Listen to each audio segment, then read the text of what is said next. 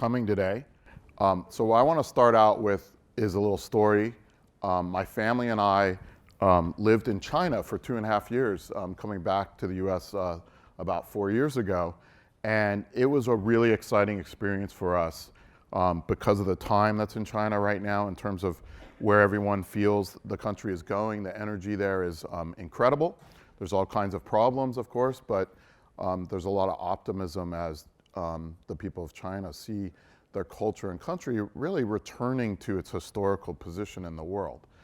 And what was really interesting to me as a foreigner, working in an American company as well as in a Chinese university, was to see how historical stories and idioms were actually used in day-to-day business conversation, which is not something I was used to as much here in the US. So I'm actually going to start off with a little piece of historical story or object here. So this is known as the Heavenly Steed in English. This is a bronze statue that is important in China. In fact, it is the symbol of tourism China.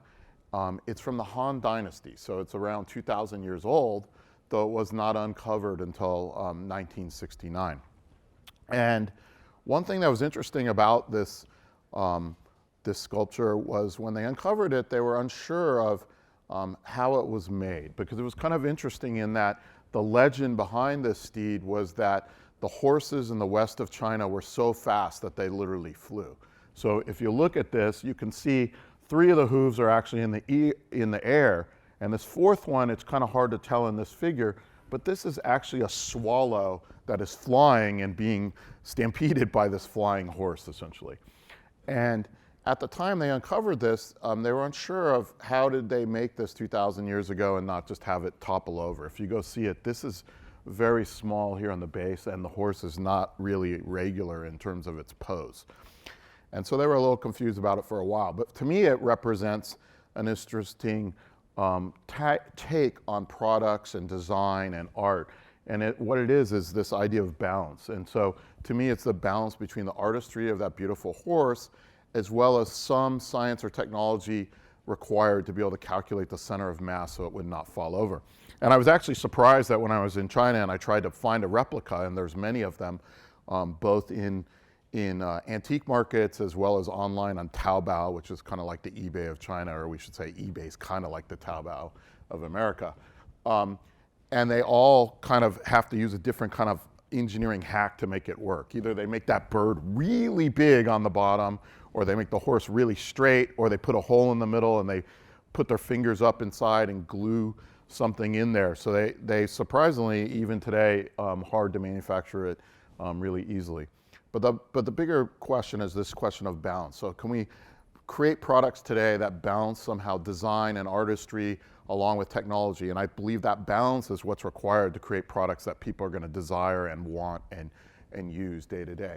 So my research and many of the projects that I look at try to find a balance between bringing design to the problem as well as bringing interesting new technologies to solve problems. And then my time in China, living there, I was confronted multiple times with interesting cultural differences that sometimes led to misunderstandings, but often also led to new design ideas. Just because of misunderstanding people, you often come up with something new. Oh, I thought you meant this. No, I didn't mean that, but that's a good idea. And so this comes back in some of my research also in terms of trying to understand difference in culture. And so these are important to what I do today. So what I want to do is talk about 2 different problems that involve balance and some of the solutions we worked on, and try to generalize some of the lessons, and then I'll go into some more novel technologies that we're working on today here at Stanford. So much of this work is work that has been done by several different individuals, graduate students, other faculty I worked with, research at Microsoft in Beijing, so over the last 5 or 10 years. So one of the problems that we've done a lot of work in is in health. And we did work, I ran a research lab for Intel in Seattle. We did a lot of work on aging in place. So how could we understand how elders were performing in their homes as they started to decline and how we could support that. We also did a lot of work in physical fitness and activity. And so I'm going to talk about the latter. So one of the people working with me was Sunny Consalvo, and as part of her PhD dissertation, she wanted to really try to work on the issue of obesity, which is really becoming a global epidemic. In the United States, about a third of the population is clinically obese, which is the point where we start to see correlation with heart disease and diabetes. And what was surprising to me was living in China, which was kind of still a developing country, was to see that they're starting to have some issues with obesity, specifically among young boys and specifically among this kind of large middle and upper class, which is now somewhere on the order of 400 to 600 million people, depending how you count. So what Sunny did as part of her PhD dissertation was to say, you know, people are starting to use their mobile phones a lot more as we started to get the initial smartphones. So this was one running Microsoft Windows Mobile 5. But even before the iPhone came out, we noticed that the smartphone was becoming much more than a phone to people. They were running applications on it. In any of my courses, I would often ask the students, how many are you wearing a watch? And we would see, you know, that number every year goes down. And the reason is people were using the phone as this general purpose device, and they were using it a lot. And in fact, today we've seen studies that show that people pull their phone out of their handbag or pocket 100 to 200 times per day to glance at it. So Sunny's intuition was, could I take advantage of all those glances at the phone, at the background or lock screen of the phone, to somehow transmit information that would help us help somebody trying to change their behavior in some way. So in fact, in this system called UbiFit, Sunny's idea was that we would have a background garden on the back of your phone, and as someone engaged in physical fitness activities, these flowers would grow on the background of the screen. So if you did an aerobic activity like running or biking or a Stairmaster or elliptical trainer for 30 minutes or more, one of these orangish flowers would grow. If you walked for 10 minutes or more, one of the sunflowers would grow. And if you did strength training or stretching, those blue and white flowers would appear. And if through the end of the week you had met your goal for the week, this butterfly would appear on the screen to kind of tell you you had made it. And in fact, later, some small butterflies stayed around for a couple weeks because we realized a lot of people didn't get their butterfly until like Saturday, and then suddenly Sunday would come and everything would clear out, and we were like, they didn't really have any memory of kind of reaching their goal. Now, the idea of this system was not that you would look at this background screen and count things and go, oh, I have 3 of those and 4 of those and 2 of those. We were trying to make it more that just with all those glances that you got at it really quickly while you were pulling out your phone to check the time or to send an SMS or to play Angry Birds or whatever it was, that you would get a gestalt feel of how well you were doing. So in fact, if near the end of the week, let's say on Friday, this appeared, you would be feeling good about meeting your goals and doing what you had set out to do. On the other hand, let's say it came to be Thursday and my phone looked like this, I might say, I'm gonna bring my gym bag today and I'm gonna go to the gym instead of taking lunch with my friends or something like this. So that was the main idea. We also had built-in sensing. If you see this device here, we built a sensor board that had 10 different sensors, 3-axis accelerometer, multiple kinds of light, barometric pressure, et cetera, as well as processing, storage, and Bluetooth. So all of the machine learning and sensing was done on that device, and then it just transmitted over Bluetooth to the phone what you were doing. Now, we didn't think, oh, the future was going to be people wearing these big sensor boards on their belt, but as a standard trick in computer science is, let's throw more expensive hardware at this problem, knowing that eventually it's going to be cheap and small. And in fact, we knew eventually that stuff would be built into the phone. And probably only 2 or 3 years later, the iPhone came out, and we showed very quickly that we could do the same inferencing on the phone. And now you can see commercial apps that do some of those sensing, typically running, walking, maybe biking, not too much more usually, but you can do it. So that was the basic idea of this. Now, when we studied it, I really thought, as the kind of manager of the lab and the one writing the checks for all the research that we were doing, that this automatic activity inference of that sensor board was a really important thing. You know, wouldn't it be great if we could tell automatically what you're doing and figure that out, and you don't have to do a lot of work to record it? So I thought that was the key feature. Fortunately, we try to study these things. So we did a 3-month field trial with 29 different participants. And at the time that we ran this study, we thought it was a horrible time to run a fitness study. So this was work done at the University of Washington and Intel Research in Seattle. Because the way those research labs worked is we had a professor from the university run them for 3 years, and then we would switch over to the next professor who would take over and kind of change the direction of the lab to keep it very fresh. So my term had actually ended at the point we were getting ready to do the study, and my successor was like, you guys got to get this study done. I want the resources. I want those people to work on his research. So we were kind of forced in doing this study, and we started the study in mid-November, okay? 3-month study on fitness. Now, mid-November here in Palo Alto may not seem too different than mid-July, other than it's a little cooler in mid-November. But in Seattle in mid-November, it is wet, it is dark, it is rainy, it is cold, and people start dropping off on some of their exercise routines, and there's other research that backs this up. So we had to run the study starting before Thanksgiving, then you had Thanksgiving holidays, then into December, and all of those holidays into January and early February, and prior research shows people would drop off. So that's what the baseline is. So we had 3 really key conditions here. One was the full system, where people had that garden showing up on the background of their phone every time they pulled it out. They had the little thing on their belt that automatically could tell what they were doing. That was one condition. We had another condition where people had that system, but they didn't have the automatic inference. So they had to manually use a program on their phone to log, oh, I just went running for 30 minutes, or I went and did stretching, et cetera. Now, everyone had access to that logging application because we only could recognize 5 to 7 activities. If somebody wanted to do rock climbing or salsa dancing or swimming, I wasn't going to spend money making a waterproof sensor. They had to manually do this. So everyone had access to that interface. So the second group of people, though, they had to manually enter even walking, even running, things like that. And then the third group of people had no garden on the background screen of their phone, although they did have the automatic inference device. But if they wanted to see what their activity was, they needed to run the application that had the journaling and see what was going on there. So they had to think about it to see it. And so what do you know? At the end of the study, the people who had the garden on the background of their screen, where they were getting glances at it many times a day, maybe up to 100 or 200 today, were able to maintain their exercise through the whole study. And the people who had to think about it, run that application to see it, dropped off. So this is a lesson that I think hasn't yet kind of sunk in with some of the commercial things. For example, many of us have Fitbits or other devices. I have to think, oh, what's my step count now? And then think to query it and go, okay, 45, 80, I gotta kind of pick it up the rest of the day if I'm gonna hit my goal. Whereas with this kind of interface, you're just kind of subconsciously seeing this information throughout the day and becoming more aware of what you're doing and what you might need to do. So for me, the ambient display was really the key feature.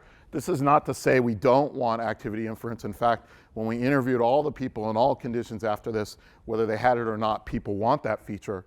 And in a longer term study, it may become even more important because maybe we'll find people drop off with journaling as it starts to become tedious over many, many months. It's an open question and remains to be seen. We've tried to use some of these same ideas in other domains. So another domain where I feel finding balance is important is the environment. So finding balance between our human activity and the earth and taking care of it. So, nobody needs too much to learn about droughts. Here we see, this is Hoover Dam near Las Vegas, very low. I bet I need to get a new picture. I can get it lower. But you can see here in Las Vegas, they're paying people hundreds of millions of dollars to get rid of their lawns. I actually have a new house here with a lawn. I wonder if I can get Stanford to pay me to take it out. But here's the latest data. This is from the New York Times just about a week ago. This is not just a problem of building cities in the desert like Las Vegas or Phoenix or even LA. You can see this is all of the drought occurring across the United States. And what we see is 37% of the contiguous United States was at least at some moderate level of drought in April. And this is not really new. 5 years ago, 3 to 5 years ago, there was prediction that at least 36 US states would suffer water problems over the next 5 to 10 years. So one research question we had was, What can we do with respect to water? That led to a whole other research project for water sensing and feedback. We also were interested kind of in the basic reasons for this. So one is the idea of global warming, so climate change. Can we have impact on people's impact on the environment? So an early project we did on this that followed on to the UBFit project was called UB Green, and John Freilich, who's now a professor at the University of Maryland, led the writing of a paper on this work. The basic idea again was, could we have a background display on your phone that represented your, in this case, transportation activity and encourage you to be more green? So in this interface, as you do green transportation, so if you walk or bike or carpool, take the train or bus, these leaves would grow across the background screen of your phone. Eventually, these blossoms would come out.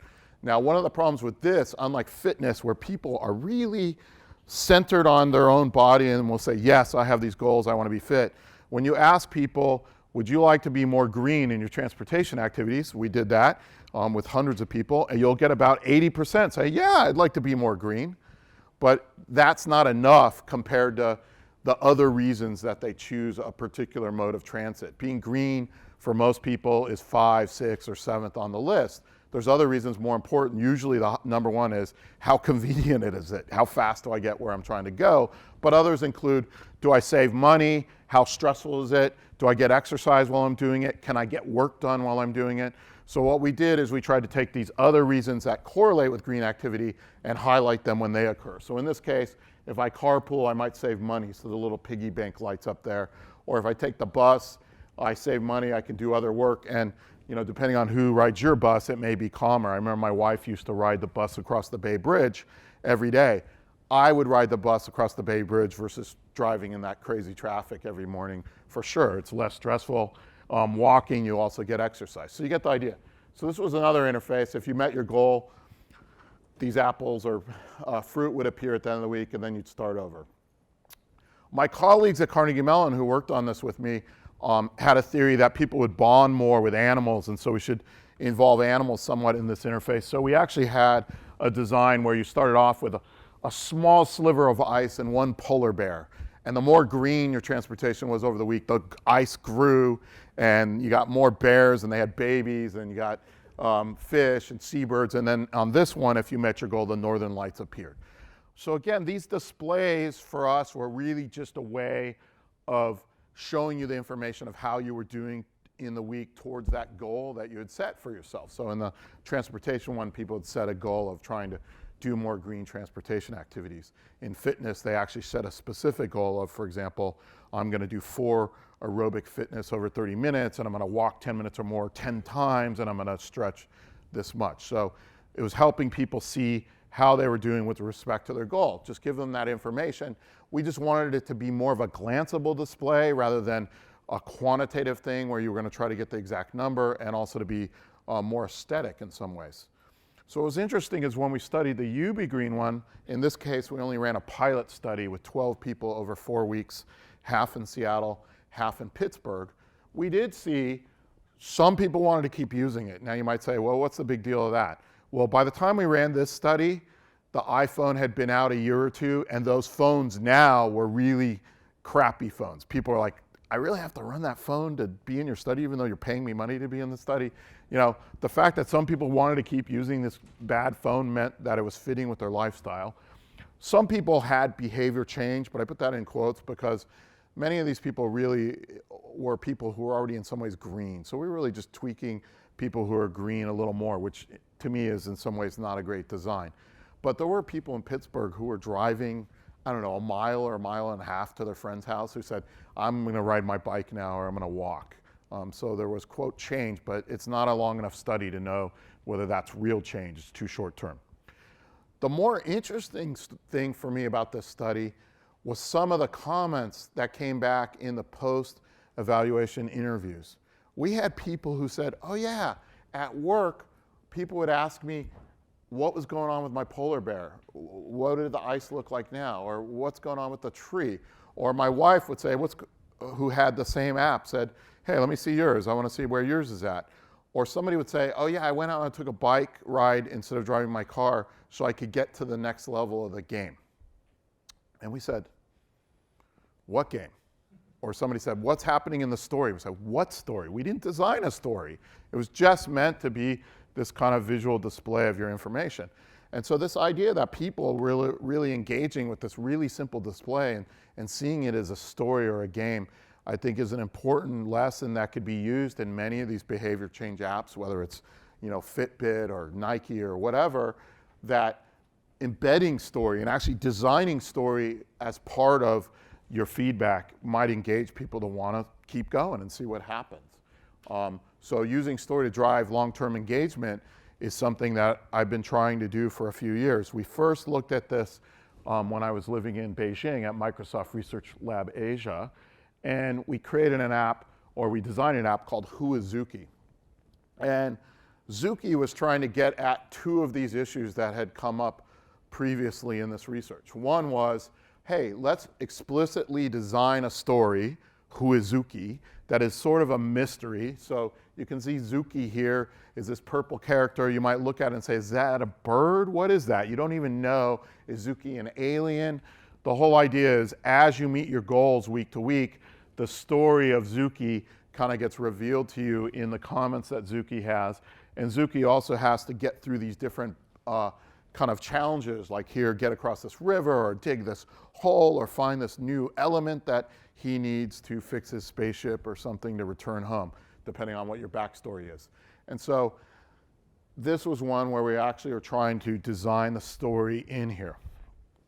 The other research question that I think is difficult comes back to that UB Green study. When I ran it, I was a little skeptical about the whole idea. And in fact, part of it was just to show this design tool we had created, that we could create an application like that in 1 day or 2 days instead of the months and months that UBFit required to design. So part of it was that. But it also always nagged me that the only people who were going to run an application to be green were people who were already green. And so that might be 20% of the people. How do we get at the other 80%, which is where the real action probably is? And so when I was working in China, I had a social science student interviewing Chinese to figure out what would a kind of UB Green application in China be? Because I felt, China is building more buildings and producing more carbon than anywhere in the world. And with the US, these are the two key players if you want to attack carbon. So I wanted to see what would my application be there? How could I have impact there? Unfortunately, the results were really bad. The student came back and she said, nobody wants to run a green application on their phone. And I was like, okay, I thought most people wouldn't, but why? Nobody. She said, the reason is people said, if I ran this application and people saw that I was saving water or saving gas, they wouldn't think it was because I had to be green. They would think it was because I couldn't afford to spend the money and that therefore I was poor. And that it was a social standing position, which is again a cultural Eastern versus Western way of showing your position, which is actually related to that obesity issue with young boys. So I thought, okay, here's a great cultural one we need to work with. We came back and asked, well, did they say anything else that was interesting? Well, she said multiple people said if it had more to do with my health, then I might do it. So that gave us the idea of trying to create an application that's about your holistic wellness. So your mental wellness, your physical wellness, and your environmental wellness. So in Zuki, you actually are trying to achieve activities in both. And what the design that we're working on now is kind of looking at what should the story be. So some students last quarter have kind of started to develop a backstory of what this might be. The other idea is that people probably don't even want to make green goals at the beginning of using this application. And so maybe by using the backstory with Zuki, and maybe Zuki's planet suffered from global warming, that as you engage with Zuki, he's kind of nudging you to set goals. So that's kind of where we're at on that. So I'm going to conclude the last couple minutes here just showing you some of the newer technologies we've been developing over the last year here at Stanford. One that started with a PhD at University of Washington, Scott Saponis, was this idea of could we interact with computers using just our fingers by sensing our muscles in our arm. and allow us to use computing in places we normally can't. Let's say while we're running or we're driving or active in some way with our hands. So he built a wireless EMG sensing board and tried this out as part of his PhD, and he found we could do gestures with your fingers or around a mug or a bag and get 85 to 90% accuracy. This is great for a first cut system. And just to show you kind of Scott using this, here he is playing Guitar Hero with 2 of these on. And so, you know, which string is going to get pushed with his fingers based on him just doing this, and then, you know, his other hand is being sensed strumming it. So where might we use this now? Well, the other area we've been working on here at Stanford is trying to think of, instead of an ambient display having to be visual, like I showed you in UBFit and UBGreen, is there another way of communicating information to you subtly throughout your day? So we've been actually working on vibration. Could we use vibration on a wristband, on a watch, to kind of send you information through the day? So first we had to figure out what is some encoding that people could understand. We did a few experiments to find an encoding that kind of looks like Roman numerals, short buzzes up to 4 and then 5's long, and then you start 5 plus 1. And what we've been doing now is to say, let's put together that muscle sensing work and let's put together this output work and make an interface where you can be discrete or eyes free, busy doing something else, and do this. So in this case, this woman's running and she does a gesture to say how much longer do I need in my run, or how far have I gone, et cetera. So you can see in this case that the person is able to just use gesture. Different gestures give different commands. So that's good when you're doing that. Discrete querying. While Jimmy is in a work meeting, he needs to find out what time his next meeting is at. Instead of pulling out his phone, Jimmy makes a subtle hand gesture, and his next meeting time is felt as a vibration on his wrist. So maybe like, what's the stock price, or when do I get out of here, or how much longer is this talk? And you could do this. So that's like hot off the press this week, that video. This last one I'm going to just show you here is the last thing. This is my out-of-body experience. Many people have thought, oh, you want to put on these glasses to kind of mediate your experience with the world. We've thought there's other ways of doing this, maybe just as dystopian, but we would like to explore it. So here's a vision video to give you an idea of what we're working on most recently here at Stanford. So maybe you have this quadcopter that follows you around and projects an interface around your body. You don't want today's quadcopters. They're loud, they're dangerous, but someday this might be a thing like a hummingbird that follows you around quietly when you need it. So she can see she's interacting with her information, finding out where she needs to go. She doesn't have to wear some junk on her body. Of course, she does have her quadcopter.